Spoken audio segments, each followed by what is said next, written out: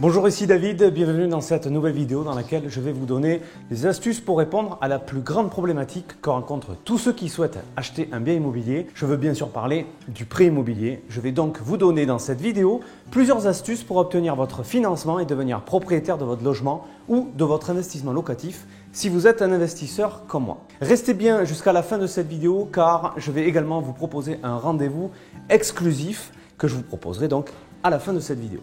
Mais avant de commencer, abonnez-vous à la chaîne comme l'ont déjà fait des milliers d'investisseurs à succès qui souhaitent performer dans leur investissement et devenir libres et affranchis. Cliquez également sur la petite cloche en haut à droite pour être averti dès que je publie une nouvelle vidéo. Et bien sûr, si vous aimez cette vidéo, n'hésitez pas à me le faire savoir en cliquant sur le pouce up.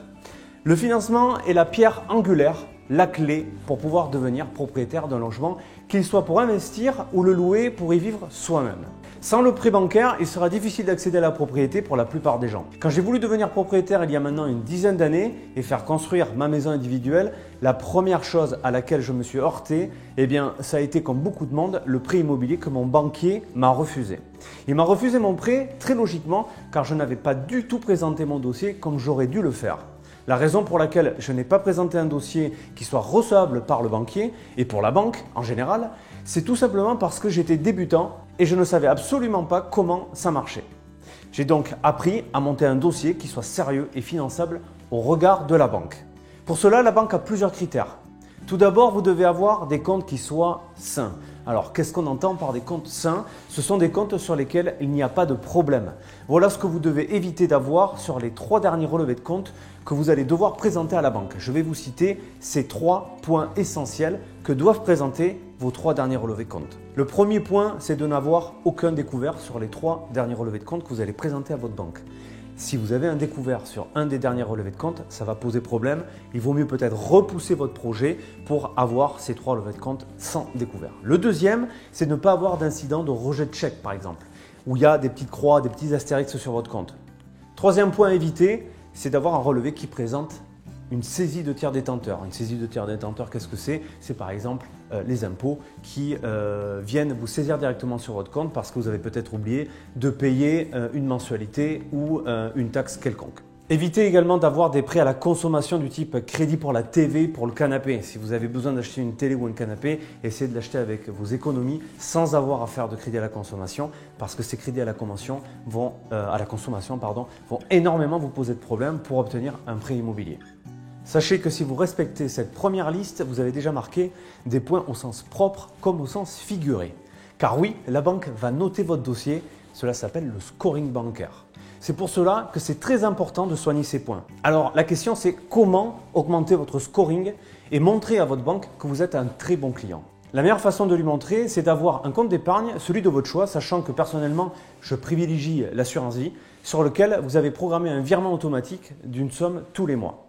Ce critère vous rapportera un maximum de points et plus encore si ce virement automatique est réalisé le lendemain de l'arrivée de votre salaire sur votre compte. Ça prouvera à votre banquier que vous priorisez vos économies avant vos dépenses et ça vous rapportera un maximum de points. Essayez d'avoir encore de l'argent à la fin du mois, quitte à vous priver un peu pendant au moins 3 mois, le temps de pouvoir réunir 3 relevés de compte qui soient sains.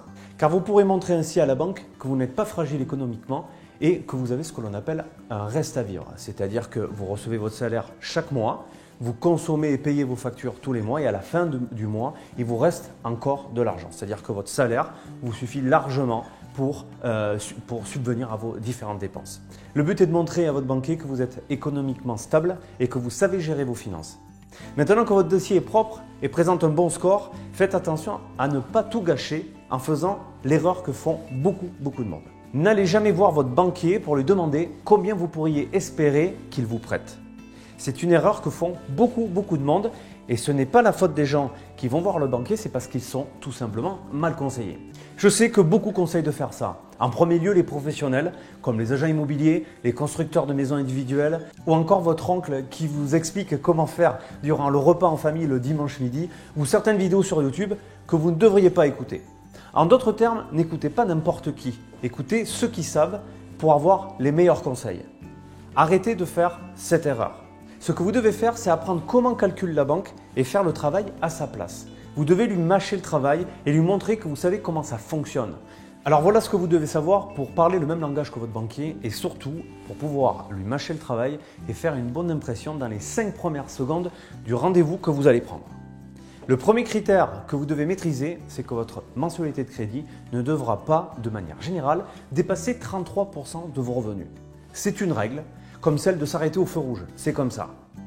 Donc en fonction de votre salaire, vous savez maintenant que la banque vous prêtera pour une mensualité à hauteur de 33% de votre revenu. Faites ce calcul et vous saurez quelle mensualité de crédit la banque peut accepter de vous prêter. Vous avez différentes applications mobiles pour calculer la mensualité d'un prêt, les frais de notaire, etc. Comme par exemple l'application que j'utilise et que je vous recommande qui s'appelle Imonote. Il vous suffit de la télécharger, que ce soit sur Apple ou sur Android. Calculez donc 33% de vos revenus et vous venez de déterminer la mensualité que vous pouvez vous permettre d'avoir selon le banquier.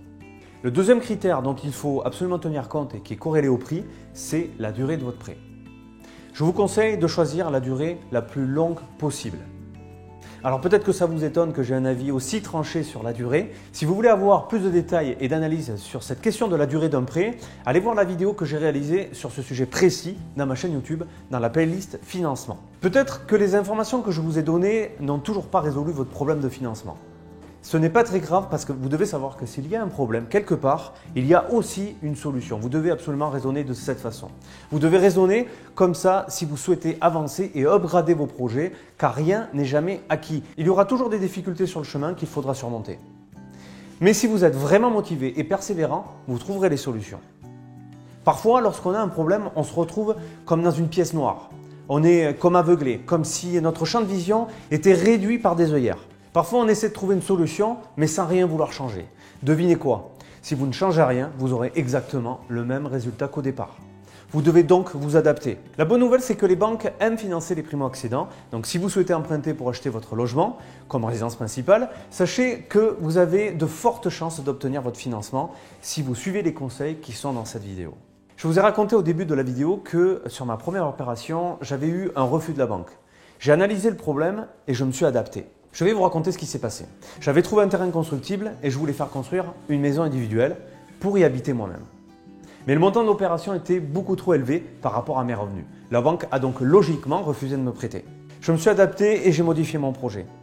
Ce que j'ai fait, au lieu de faire construire une maison individuelle de 120 mètres carrés avec une piscine comme je l'avais imaginé, eh bien j'ai fait construire une maison un peu plus petite et je n'ai pas fait de piscine. J'ai donc fait des concessions. Mais cette concession m'a permis de faire une doublette, c'est-à-dire non pas une seule maison, mais 2 maisons jumelées. La deuxième maison m'a permis de montrer à la banque qu'en la louant, le loyer que j'encaisserais de mon locataire paierait pratiquement la totalité de l'emprunt. J'avais compris comment fonctionnait la banque, j'avais compris ce dont la banque avait besoin, je me suis adapté, j'ai fait des concessions et lui ai proposé un projet qu'il pouvait recevoir, qu'il pouvait m'accepter. Vous devez donc vous adapter et parfois faire quelques concessions pour en sortir grandi.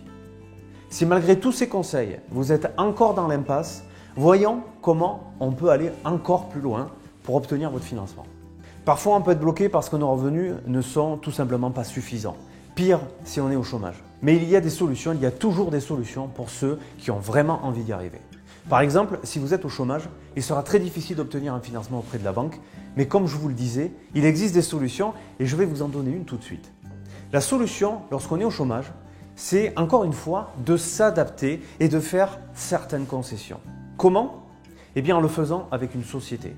Et oui, car en vous associant dans une structure de type SCI par exemple, vous pourrez cumuler les forces avec un associé qui lui sera finançable et à partir de là, la banque aura des revenus et une société qui vont l'amener à raisonner différemment.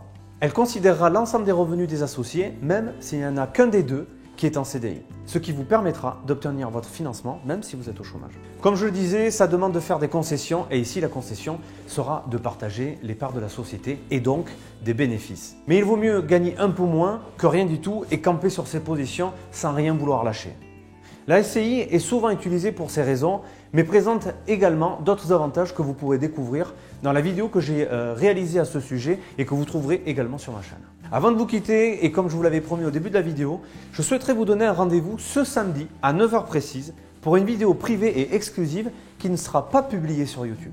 Pour recevoir cette vidéo, il vous suffit tout simplement de cliquer dans le lien qui se trouve dans la description de cette vidéo. En cliquant sur ce lien, vous serez alors dirigé vers une page dans laquelle il vous suffira de mettre votre prénom et votre adresse mail pour recevoir cette vidéo ce samedi à 9 h très précise et dans laquelle je vais vous dévoiler une stratégie encore très peu connue et qui peut vous rapporter jusqu'à 100 000 € par an. Je vous explique absolument tout dans la vidéo que je vous enverrai ce samedi à 9 h si jamais vous cliquez dans le lien et que vous me renseignez votre adresse mail. Merci d'avoir regardé cette vidéo. N'oubliez pas de mettre un pouce up si vous l'avez trouvé utile. Si vous souhaitez que j'apporte certains sujets, écrivez-les dans les commentaires et la suggestion qui obtiendra le plus grand nombre de likes sera traitée dans ma prochaine vidéo. Je vous dis à la semaine prochaine. Ciao!